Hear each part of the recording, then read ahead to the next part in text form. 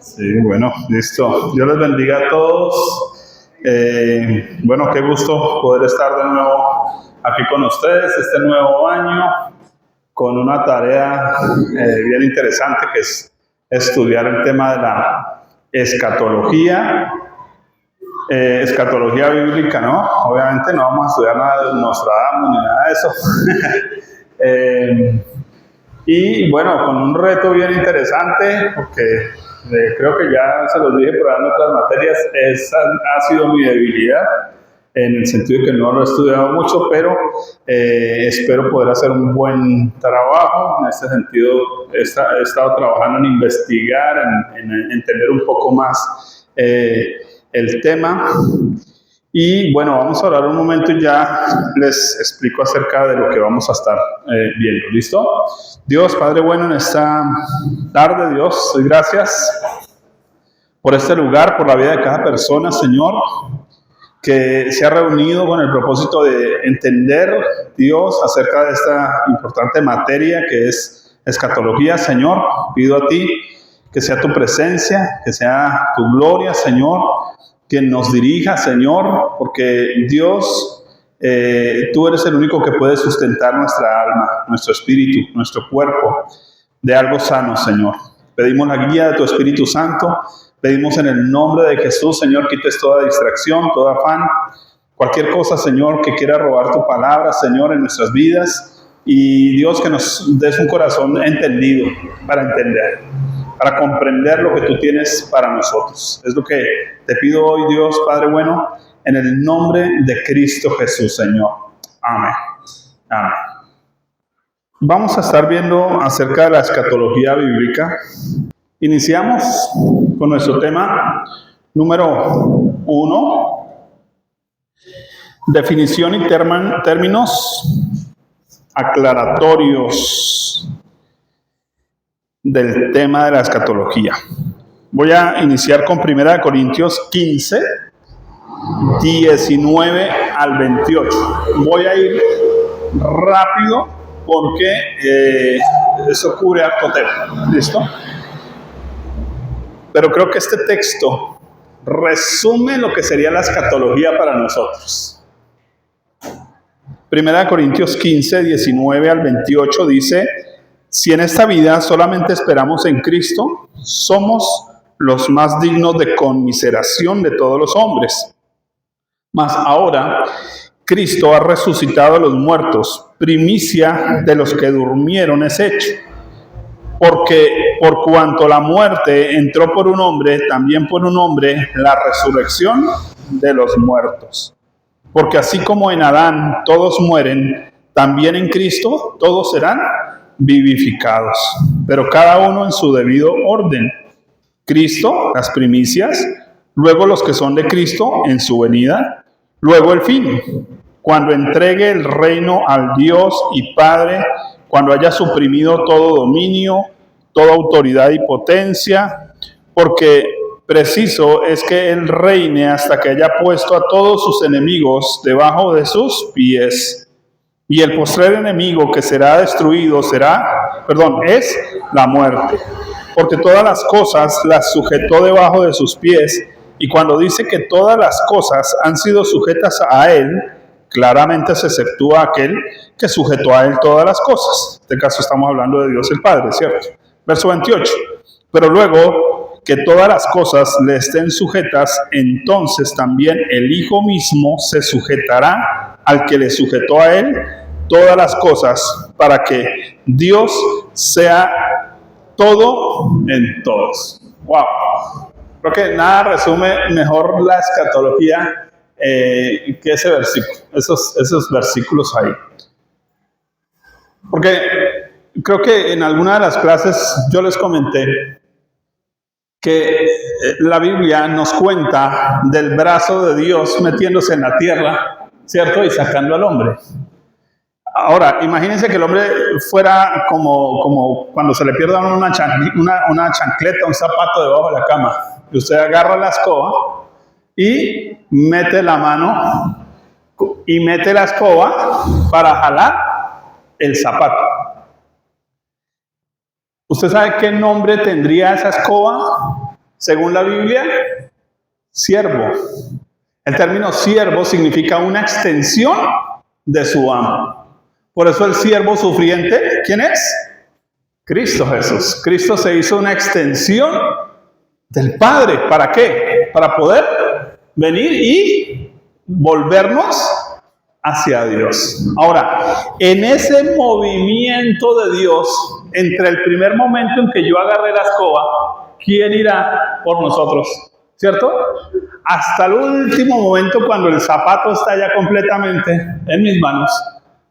En ese tiempo, a eso se le llama escatología. Que es, ¿cómo hice que ese zapato volviera a mis manos? Hay todo un proceso. Así que, en esencia, toda la Biblia es escatológica. Es decir, toda la Biblia nos está hablando del fin que Dios espera. ¿Cuál es el fin suyo? Sacar el zapato de debajo de la cama. Ese es el fin. El resto es el proceso. Ahora, el problema con la escatología es que en general nos hemos enredado tanto en el proceso que estamos olvidando el fin. Así que el verdadero fin de entender la escatología es que nos preparemos para nuestro encuentro con Cristo. No que nos asustemos porque el diablo viene, porque el anticristo llegó. ¿Entendemos eso? Si entendemos eso, vamos a entender entonces que la escatología nos va a obligar a santificarnos más, a prepararnos más, porque la demora, en esencia, es nuestra. Ahora, el término griego eschatos significa último y logos. Entonces, es un tratado o un discurso acerca de los últimos tiempos o de los últimos sucesos. Eso es la escatología. Ahora, la escatología abarca diferentes tópicos. Quiero que lo pensemos. Primero, lo que sucede al morir. Por eso vamos a hablar del término de la muerte en el siguiente curso. El destino de la humanidad y del universo. Entonces, no solo qué pasa cuando una persona se muere, sino para dónde va, ¿cierto? Entonces, el destino, y también para dónde va todo el resto.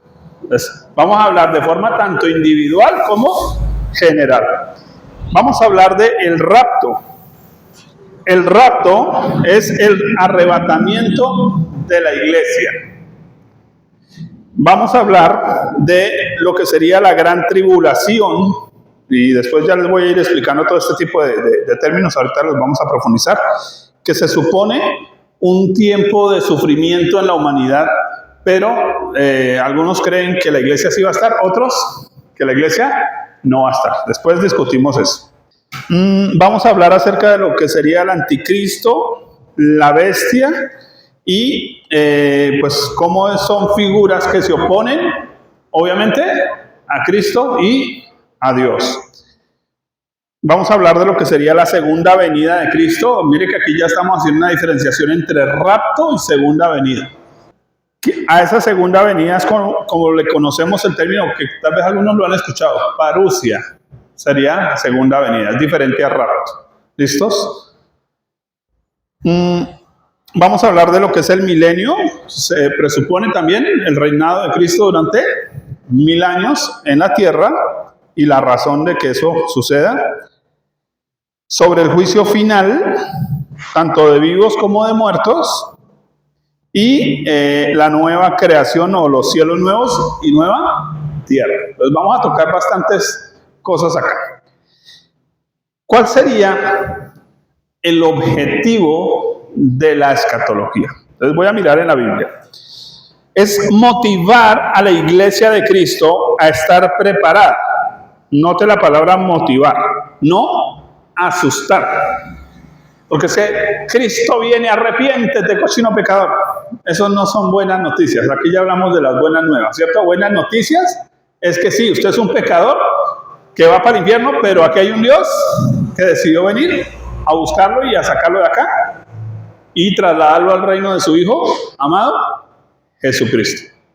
La escatología no es para alimentar el morbo evangélico. ¿Será que es que Hitler era, en esa época creían Hitler era el anticristo, Herodes el anticristo, el presidente de Rusia el anticristo, el de China el anticristo? Y entonces uno dice, bueno, decídanse cuál de todos, porque ¿cierto?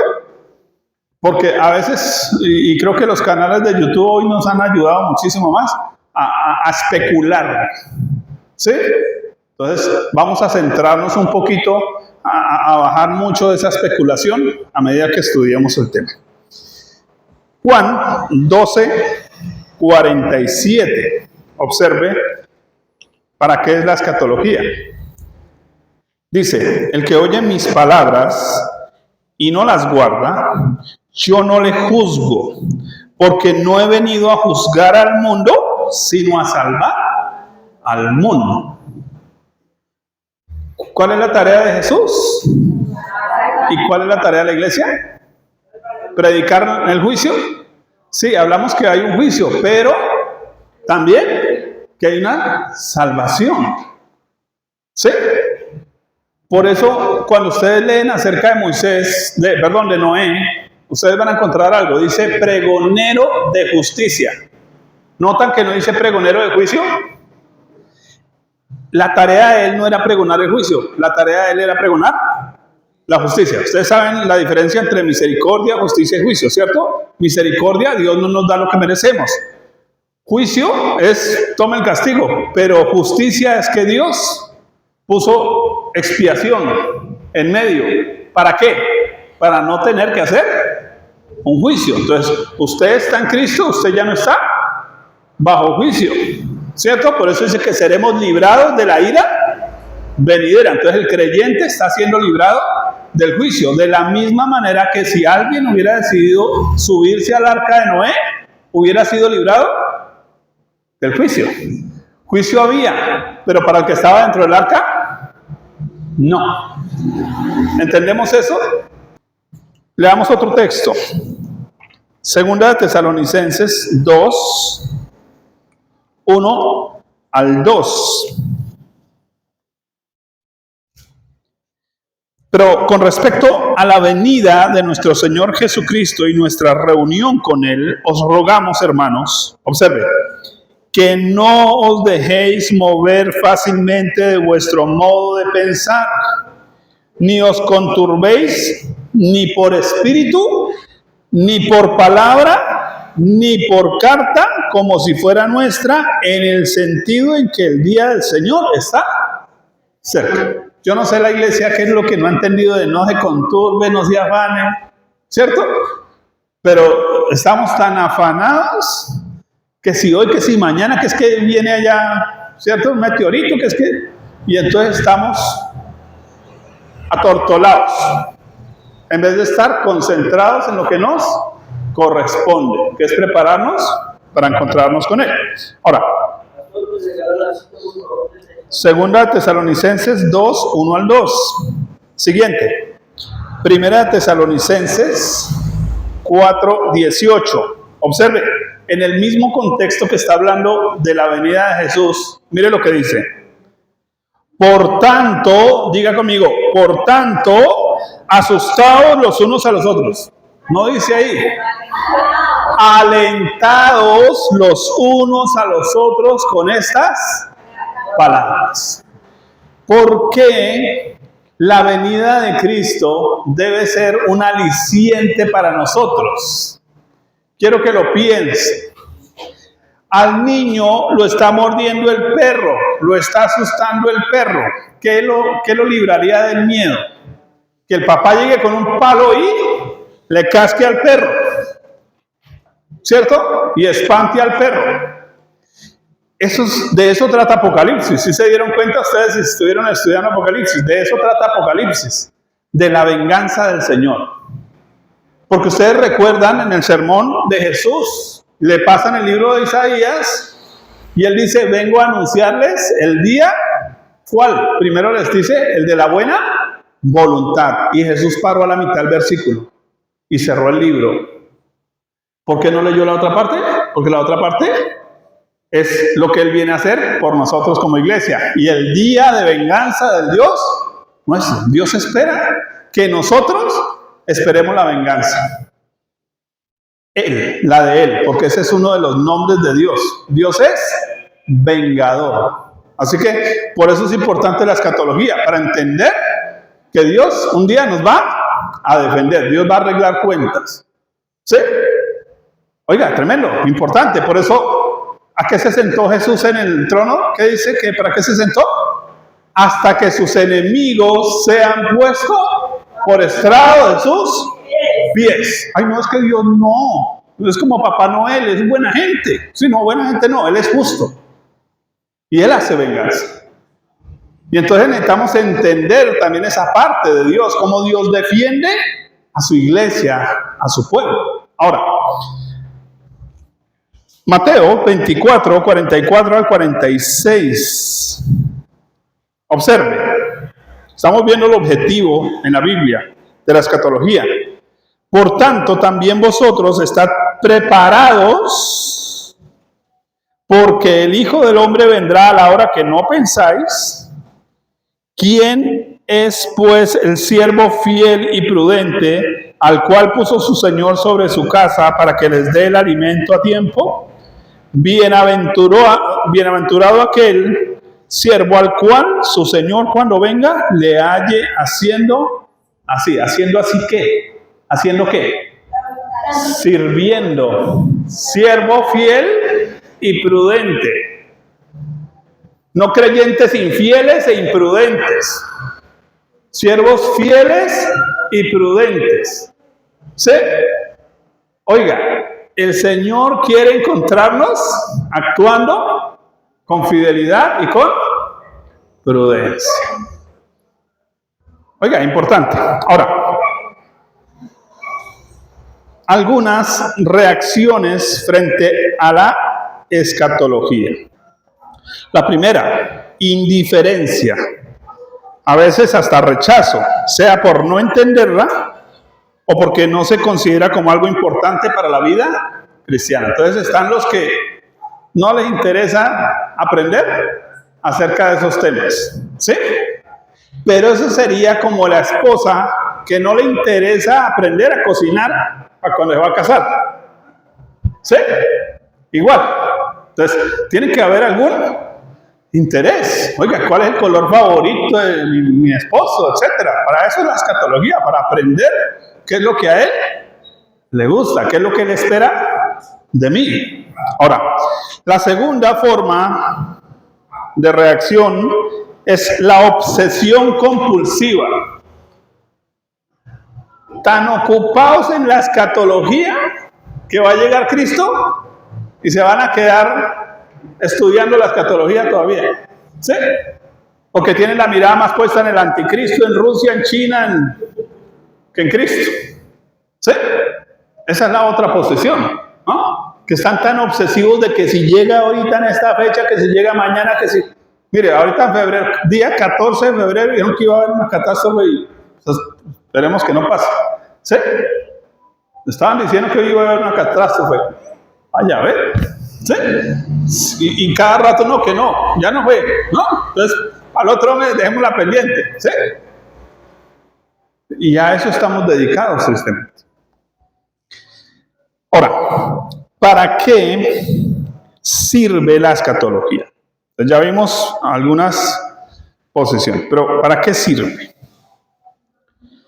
Alguien dijo que el evangelio tiene que ver todo con la escatología y la escatología tiene que ver todo con el evangelio.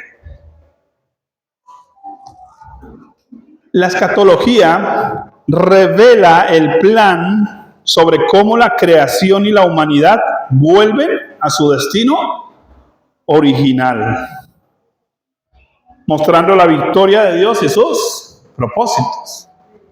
O sea, nos están mostrando el final. Ya nos están mostrando el final. La escatología es para mostrarnos el final. Y ya sabemos cómo termina, ¿cierto? Sino que es que hay algo. Si ustedes se dan cuenta en las películas de Hollywood, hasta hace unos 5 años atrás, los malos eran malos y los buenos eran buenos y los buenos vencían sobre el... Ahora... No, ahora el villano es el más o menos bueno y el que era malo es el que más mata en la serie. Si se dan cuenta que el que es bueno es el que más asesina gente que el otro. Nos están cambiando la idea.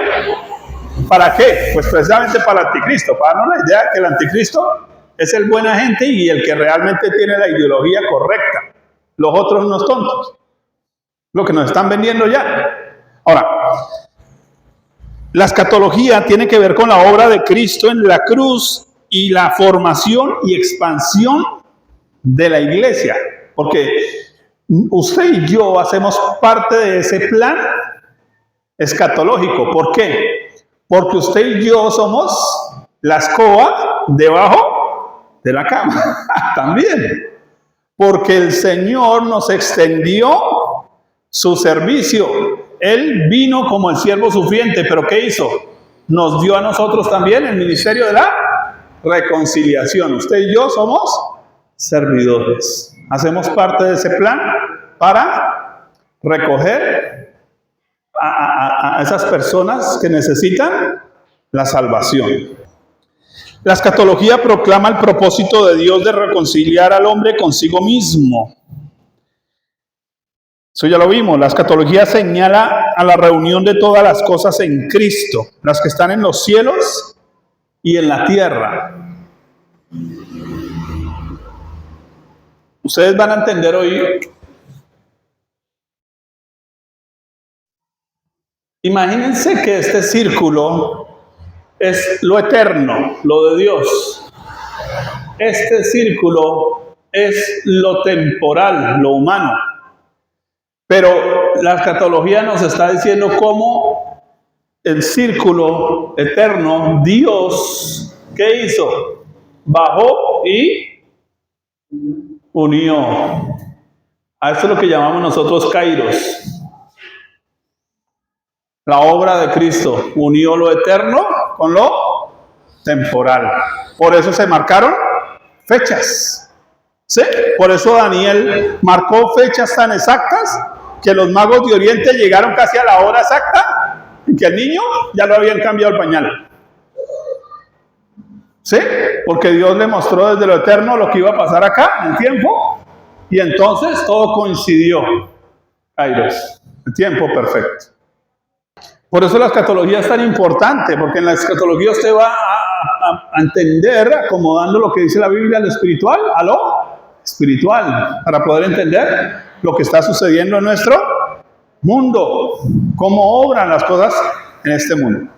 Ahora les profundizo esto. Por eso estoy hablando de reunir todas las cosas. ¿Qué sería reunir todas las cosas en esta imagen? Que lo eterno se va a sobreponer sobre todo esto. Esto va a bajar acá, ¿cierto? Y va a llenarlo todo. Ya no individuos. Un día va a ser la tierra entera. Por eso la Biblia dice, y el Señor va a bajar con su ciudad, ¿cierto? Con la nueva Jerusalén, ¿cierto? Ahora, la escatología invita a que los creyentes trabajemos por ver la humanidad entera rendida en adoración al trono de Dios. Dice hasta que toda lengua, tribu y nación adoren al que vive y reina por los siglos de los siglos. ¿A quién? A Cristo Jesús. Esa es la tarea que nosotros tenemos. Traer a otros para que pasen de ser servidores de Satanás a adoradores de Dios. Y finalmente la escatología alimenta nuestra esperanza futura de la venganza divina. Ya lo dije. Ahora, existen varias posturas respecto a la escatología. ¿Cómo vamos? ¿Bien? ¿Sí me han entendido hasta dónde voy? Listo. Estoy en la parte técnica, entonces por eso sueno técnico. ¿Listo? Varias posturas. La primera, futurismo. Futurismo. La mayoría de los la mayoría de las profecías se cumplirán en el futuro. Entonces, cuando se mira el tema de la escatología, los futuristas creen que todo se va a cumplir es por allá. Después. Ya, por ahí. ¿Sí? No ha cumplido, se va a cumplir. Esa es la primera postura. Segunda, preterismo. Preterismo. Preterismo. Oiga, yo quiero que ustedes piensen en algo, porque por eso es tan importante esta clase. Que muchos de nosotros en las iglesias estamos divididos por esas formas de pensamiento. Y nos puede estar pasando lo de los amigos, ¿cierto? Usted tiene aquí y entonces el uno aquí dice, no, esto es un 9, y el otro dice acá, no, eso es un 6. Por su perspectiva, ¿cierto? Y si lo viera desde acá, ¿qué diría? Es un caracol, ¿cierto? Y si lo viera desde acá, ¿qué diría? No, eso es una curva. Entonces, la escatología no hay una palabra sentada. Por eso le decía yo al pastor hace un rato, la idea es darles herramientas para que ampliemos nuestra visión. Pero yo no les voy a decir qué opino o no opino del tema, porque hay tantas perspectivas, ¿cierto?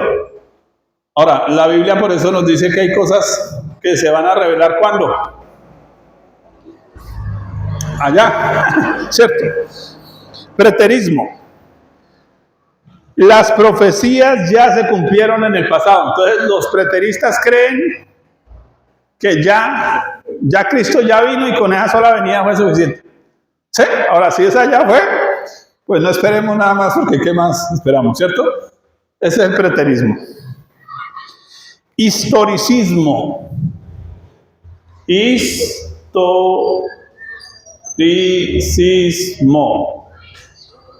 Historicismo. Las profecías se cumplen a lo largo de la historia. Entonces, a medida que va pasando el tiempo, se van cumpliendo una y otra cosa. Y la última es el idealismo.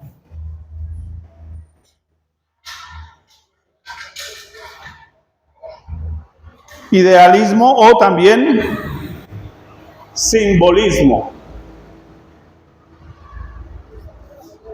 Idealismo o simbolismo. ¿Qué entienden los idealistas o simbolistas? Que las profecías son simbólicas de una lucha espiritual. Entonces, ellos están pensando que todo esto sucede solo en los ámbitos espirituales, pero aquí en lo natural no. Allá es que están peleando ellos. Allá es que Cristo va a venir, pero por allá, en lo espiritual.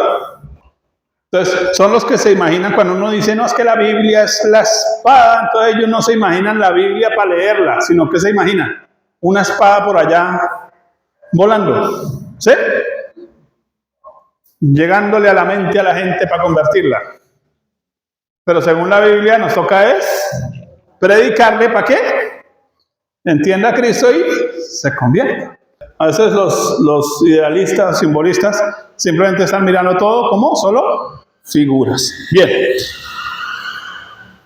Esto es harta información, mis hermanos. Siguiente. ¿Cómo? Sistemas teológicos de interpretación. Por favor,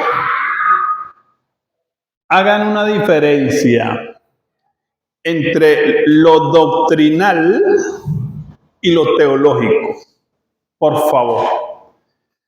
Lo doctrinal son las bases del Evangelio. Cómo se llega a Cristo, la Trinidad de Dios, todo lo que es inamovible. La teología es solo una observación alrededor de esa doctrina. ¿Sí? Por favor. ¿Por qué hago esa aclaración? Porque hay personas que toman este tema, por ejemplo, y lo vuelven dogmático. Entonces, en esta iglesia, si usted no cree en el preterismo, entonces se va para el infierno. No tiene nada que ver, es solamente una forma. Por eso, subraye la palabra sistema. sistema. Un sistema solamente es la forma en que yo abarco un tema para poderlo estudiar. ¿Sí?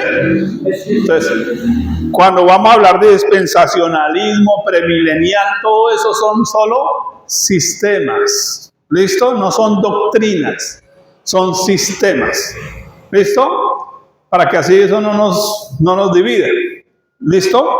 Es decir, una cosa es como la hermana cocina el arroz en su casa y como la hermana cocina el suyo en la suya. Ella echa primero el arroz, ella dice no, primero el agua. En el otro lado dice no, primero la cebolla. Y usted va y prueba los 3 arroces y todos quedaron buenos. ¿Cuál es el problema? Que cada una decidió usar un sistema diferente. Listo. Sistemas. Primero, dispensacional. Dispensacional.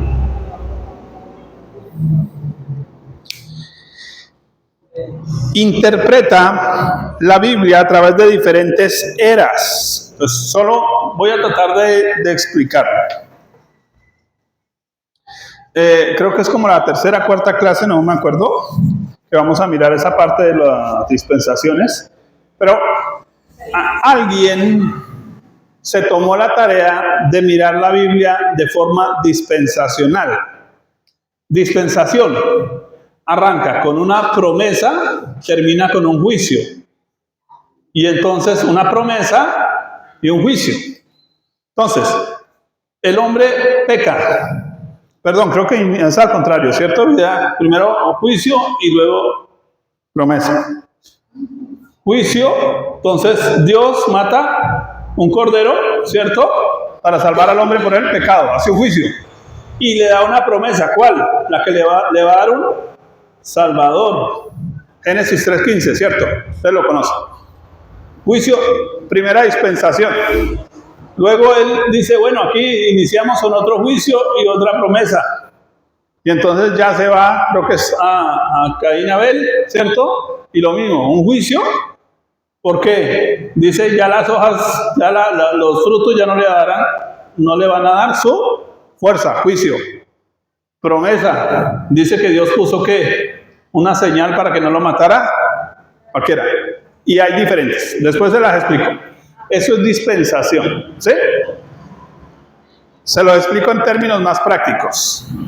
Yo estoy hablando con ella y de pronto allá el hermano me quiere hablar. En la antigüedad se usaba una frase, dispénseme. ¿Qué es dispénseme? Deme un momento. Voy a dejar de tratar con usted por un momento y voy a tratar con la otra persona.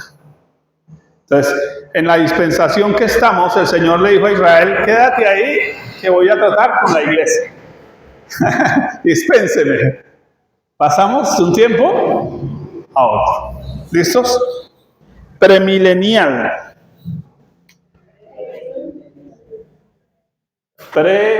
Premilenial. Este sistema teológico está incluido en la forma de ver dispensacionalista. O sea, está incluido acá. Y es más aceptado en los ámbitos cristianos evangélicos tradicionales. Sostiene que Jesucristo se acercará y regresará físicamente a la tierra antes de un reinado literal de 1000 años. Ya les voy a explicar eso. Incluye un rapto, la gran tribulación y la segunda venida. Entonces, presten atención. En el concepto dispensacional, tracen una línea acá, nos dice lo siguiente. Aquí está la era del Espíritu Santo, ¿cierto? O de la iglesia, también. La iglesia se está moviendo esperando el fin. Pero, ¿qué sucede dentro de este punto? Va a haber un momento de ruptura y aquí a eso se le va a llamar el rapto. Es decir, que Cristo se va a llevar a su iglesia con él. En ese momento inicia una temporada de 7 años. 3 años y medio y 3 años y medio. Esa es la postura dispensacional. Es decir, que la iglesia no va a estar en esos 7 años. Ahora, ¿por qué? Porque está de bodas. Pero aquí en la tierra va a haber, se conoce como tribulación. Tribulación esos primeros 3 años y medio. ¿Por qué? Porque obviamente va a quedar un caos ahí, a pilotos de avión cristianos que van a quedar y el avión, ¿cierto? Entonces van a tener que reconstruir, pero va a haber una aparente paz que se va a firmar, ¿cuándo? Aquí, exactamente, ¿sí? Hablando de la Pax Romana, a los 3 años y medio. Se firma eso e inmediatamente aparece un personaje, ¿quién? El anticristo, ¿sí? Y aquí entramos en lo que sería la tribulación. Perdón, la gran tribulación. Que en este caso ya sería una persecución a quienes se considera a los creyentes tibios que se quedaron. A los israelitas, 12 tribus que están dispersas por toda la tierra, que van a reconocer, que van a reconstruir, ayudar a reconstruir el templo, etcétera. Y el anticristo les va a mostrar, y entonces van a decir, la embarramos, ¿sí? Y van a ser perseguidos, ¿sí? Eso es gran tribulación. Esa es la postura dispensacionalista. ¿Cuál sería la postura premilenial? Cambia. En la postura premilenial, entonces, lo que está diciendo es lo siguiente.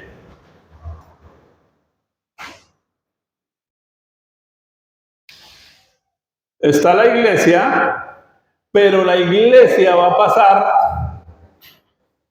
los 3 primeros años y medio en la tierra. ¿Sí? Y después de que sufra eso, entonces, ahí sí, Cristo se la lleva con él y ahí sí arranca la tribulación y gran tribulación. Aquí. Esa es la postura. ¿Bien? Siguiente postura. Interpreta el milenio de Apocalipsis 20 de manera simbólica, no literal, asumiendo que ese reinado milenial ya está ocurriendo. Entonces, el amilenial aquí simplemente nos está diciendo que desde que vino Cristo, ya estamos en el milenio, un milenio espiritual. ¿Por qué ellos creen en un milenio espiritual? Porque ellos interpretan que para Dios un día son como 1000 años y 1000 años como un día. Pero ustedes ya saben que eso es una figura retórica, ¿cierto? ¿Cuál figura es? Una comparación. Para Dios 1000 años son como. Cuando yo tengo la palabra como, no está diciendo que para Dios 1000 años, porque Dios no habita en el tiempo. Pedro simplemente está tomando un símil. Entonces, como ellos interpretan el símil, entonces aquí todavía nos falta harto tiempo. ¿Sí? Según eso, según esas cuentas, falta harto tiempo. Ahora, de ahí es que surge lo que conocemos como el reino ahora del movimiento apostólico y profético. Ellos son amileniales. Por eso ellos no están esperando la venida de Cristo. Ellos se supone que están estableciendo el reino de Cristo. Pero ellos no lo están estableciendo en el corazón de la gente. Es decir, a ellos no les interesa que la gente se convierta. Ellos quieren establecer un gobierno político. Por eso ellos hablan de las 7 esferas, ¿cierto? Y una de las esferas es gobierno, educación, salud. Entonces, todo se vuelve de alguna manera social. Tiene un evangelio social. Eso no es el evangelio de la Biblia. Porque Cristo, si hubiera venido un evangelio social, hubiera sanado a todos los que estaban en el estanque de Betesda, pero no lo hizo. Porque no se trata de sanar a todos y resucitar a todos y quitar todas las enfermedades y quitar toda la pobreza. Por eso ellos hablan de la prosperidad, ¿sí? Como la base de la fe. Si usted no es próspero, según ellos, usted está en pecado, ¿sí? Entonces Juan el Bautista estaba llevado. Jesús, peor. Entonces, mire que esa postura, por eso muchos ya están predicando ese tipo de cosas, ¿no? De que ya Cristo no viene. Entonces ya estamos viviendo el milenio, entonces ya toca es apoderémonos de esta tierra. Entonces lo que están haciendo, pero se están apoderando de la tierra incluso en términos físicos. En este punto ellos solo esperan una venida única de Jesús, no el rapto de la iglesia. Por eso nos están preparando como una novia ataviada. Simplemente un día Jesús va a venir y va a decir, ¿usted cuántos reinos conquistó? ¿Usted cuántos? Tómelos. Y ya, disfrute de su herencia. Por eso ellos creen que no hay una herencia en los cielos, sino que la herencia es aquí en la tierra. Ese es el problema de ellos. Y Abraham, ¿qué dijo? Que él que esperó una patria, ¿qué? Cuyo arquitecto y constructor es Dios. ¿Dónde? En los cielos. ¿Sí? Los amileniales en el cielo no esperan nada. No les interesa nada. Por eso viven un evangelio humanista. ¿Sí? Pero todo es mercados, ayudas, etcétera, etcétera. Mire lo importante que es el tema. Otro sistema, postmilenial. Postmilenial. Enseña que Cristo regresará tras un largo periodo de paz y justicia social en la tierra. Ese es el evangelio de los comunistas. ¿Sí? Ese es el pensamiento de los comunistas. ¿Sí? Que hasta que la tierra no estén andando juiciositos, Cristo no viene. ¿Por qué no va a venir ese basurero? Entonces, hasta que no arreglemos el basurero, Cristo no viene. Ahora pregunta, ¿ustedes creen que viene pronto Cristo? ¿Cómo vamos? Fregados, ¿sí o no? ¿Sí? Empezando que usted lleva ¿cuántos años en una iglesia? ¿Cuántos ha invitado? ¿Cuántas años se gana a diario? Dámelo. ¿Cómo vamos? La tarea está complicada. Esa es la forma postmilenial. Hablemos del impacto teológico de estas posturas que ya vimos. Dispensacionalista. Espera la obra santificadora del Espíritu Santo. Me gusta por eso la parte milenial dispensacionalista, porque espera que el Espíritu Santo venga, encienda al pueblo, haya un evangelismo mundial, como lo hubo en tiempos de Pablo, ¿cierto? ¿Se acuerdan que Pablo dijo algo? Todo lo he llenado del evangelio. Quiere decir que en la época de Pablo, el evangelio se predicó en todo el planeta. Diga, de manera un duro. En cambio, ¿y cuántos creyentes habemos? Solo vamos el 3% de evangélicos en el mundo. Yo les di las estadísticas la vez pasada, ¿no? ¿Por qué? Porque el otro 97% ¿en dónde está? India y China, sin alcanzar. ¿Sí? Solo el 3%. Y de ese 3%, el 80% están en China. Es decir, que casi toda la iglesia evangélica que hay está en China. El resto somos evangélicos, pero resulta que cristianismo, protestante y catolicismo. Venimos a ser como un 0,5% evangélicos realmente en el mundo. Nos falta harto para hacer, ¿sí o no? Pues necesitamos que el Señor venga y nos ayude. Necesitamos un avivamiento, por eso mi libro se los invito a que lo compren. Tiempo de avivamiento. Bien. El premilenialista se prepara como una novia ataviada para el esposo, velando, orando y alumbrando. Pero hay algo interesante. Este tipo de persona se vuelve religiosa. Se vuelve de que, mejor dicho, no toco, no miro, no hago, no me contamino, porque es que entre más rápido esté. Entonces, es lo que suele pasar, por ejemplo, con grupos como los Amish o los metodistas. Los extremos, ¿no? Metodistas radicales, ¿sí?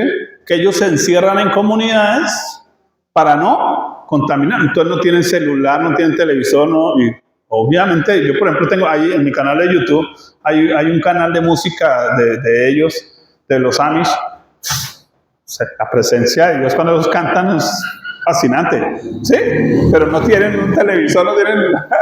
Ahora están grabando en YouTube, yo lo digo, ¿cómo harán? No sé, una cámara nomás, pero hasta hace tiempo, ¿no? El amilenialista cree que es un semidios, ¿cierto? Un hijo de los dioses. Está tomando posición de lo suyo. El postmilenialista centra todos sus esfuerzos en lograr justicia social, un evangelio social. Como se dan cuenta, hay muchos términos que definir. Así que, ¿qué voy a hacer? Les voy a dar términos que necesitamos tener en cuenta para todo este curso. Entonces, por eso yo les envío el material, yo creo que mañana, y lo compartes, por favor, sin demora, para que puedan aprenderse esos términos. Por favor, traten de aprendérselos y tenerlos en mente. ¿Listo? Para que no se pierdan del tema. Términos que vamos a necesitar aprender aquí en este curso. Cronos. Ya sabemos ese término, ¿cierto? Cronómetro, reloj. Es el tiempo utilizado para marcar fechas, horas, días, meses. ¿Lo entendemos? Siguiente. Kairos. Kairos. Es el tiempo, póngale cuidado. Cronos, tiempo cuantitativo. Kairos, tiempo cualitativo. Cuando están las cualidades. A ver, usted sembró una mata de café. Para que el café se rojee, ¿qué necesita? Lluvia. Llovió y entonces a los 2-3 días las pepas están rojas. Kairos. Está lista, preparada. Ahora, el Kairos se refiere al momento oportuno, estar listo en el lugar exacto, entre otros. Por ejemplo, Jesús le dice a sus discípulos, vayan, entren y van a encontrar un hombre con un cántaro y entonces, les está dando, en el tiempo crono, le está dando un tiempo Kairos, un momento exacto. Tercer forma de tiempo, yo no sé si la conozcan. Aión. La tercera forma de tiempo. Aión. Con tilde. Aión es un tiempo cíclico. Observen. Imagínense lo que les voy a dibujar acá. Cíclico. Una flecha. Una flecha. Esto es aión. Tiempo cíclico. Y al ser cíclico, es el tiempo eterno. Es el tiempo de Dios. ¿Sí? Esto es importante que lo entendamos, porque estos tres funcionan juntos, siempre. ¿Sí? Dios estableció desde la eternidad momentos perfectos para que nosotros disfrutemos de momentos perfectos, de tiempos perfectos. ¿Sí? Les voy a poner un ejemplo. Dios le dice en el espíritu a un anciano llamado Simeón, hasta que usted no vea al Salvador, no se puede morir. Esa es la promesa, es el tiempo agión. Él está en el tiempo eterno de Dios, porque recibió una promesa. Pero un día vio al Salvador, a Jesús, en los brazos. Y entonces lo siguiente que dijo, ¿qué fue? Ahora sí me puedo morir. Ahora, hay algo clave con este Aión. Si me queda de pronto para la otra clase, les aclaro un poquito más cosas. Aquí hay algo clave en este Aión. Y es que eso nos dice que hay cosas que Dios dice una vez. Por ejemplo, Dios trajo el arca de Noé, ¿cierto? Entonces, tenemos el arca, ¿cierto? De Noé, en el medio del hilo. Eso marcó un tiempo Aión, porque Dios le dijo a Moisés, ¿cuál era la promesa? La promesa en el Antiguo Testamento, en Génesis, Matusalén. Ese era el apocalipsis de esa época. ¿Se acuerdan? Que se los expliqué. Matusalén, ¿qué significa? Hasta que éste muera. Se murió Matusalén, llegó el diluvio. Esa es escatología de Génesis. ¿Sí? Se murió Matusalén, Llegó el diluvio. Llega el diluvio y ahora entran en el Kairos. ¿Cuándo fue el Kairos? Tan pronto Noé tuvo el arca terminada. Tan pronto terminó, Dios le dijo, súbase, y Dios cerró la puerta. Y apenas Dios cerró la puerta, Cronos, vino el diluvio. Pero aquí hay algo más. Significa que eso eterno, como inició en Dios, se va a repetir. Entonces hoy Dios tiene otra arca. ¿Cómo llama? Iglesia. ¿Sí? Y estamos esperando lo mismo. Cuando la iglesia esté lista, la puerta se cierra y entonces el Señor hace lo suyo. ¿Sí? Y podemos ver muchas imágenes, las vamos a ver en otra clase, vamos a ver un poquito esas imágenes, pero necesito que entiendan esos términos. Bien, siguiente palabra, definición, la palabra pronto.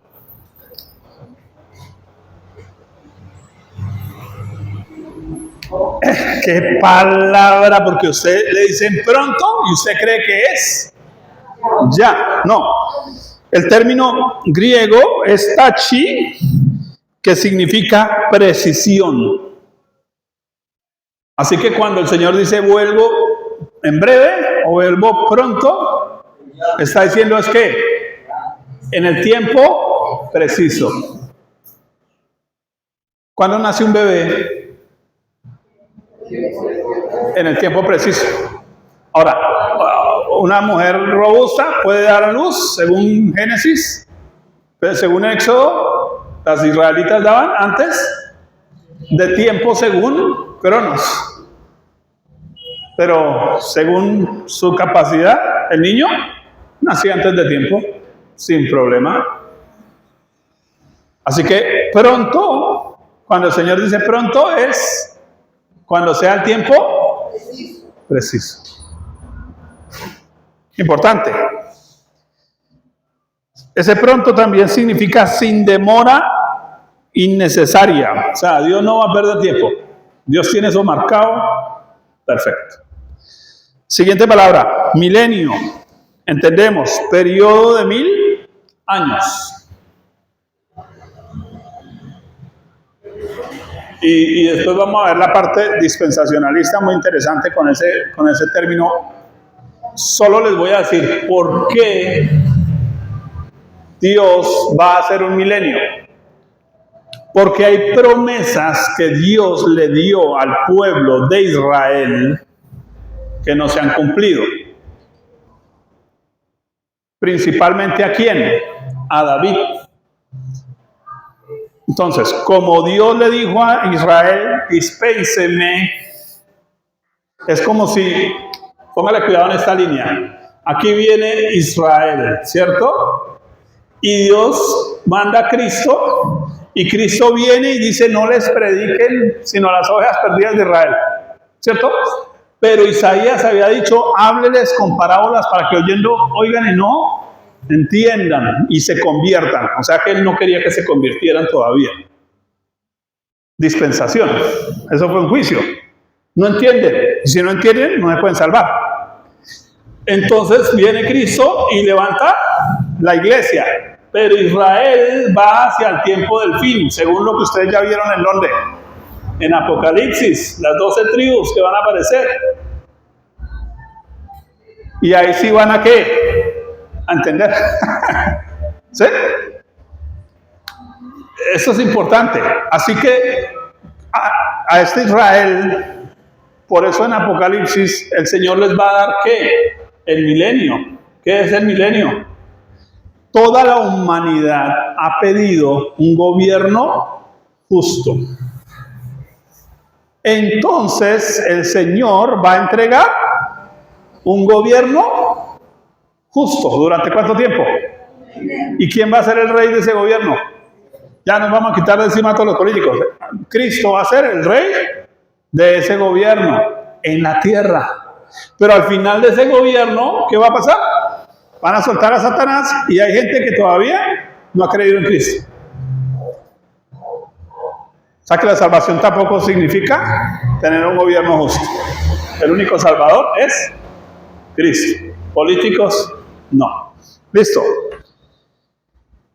Cielo, ámbito físico o espiritual en que Dios y sus ángeles operan. Y voy a dejar esta otra para cuando bajemos, mi paz. Sí, ahorita porque necesito hablarles de qué es el término infierno para poder entender esto. Entonces dejemos hasta ahí, mis amados.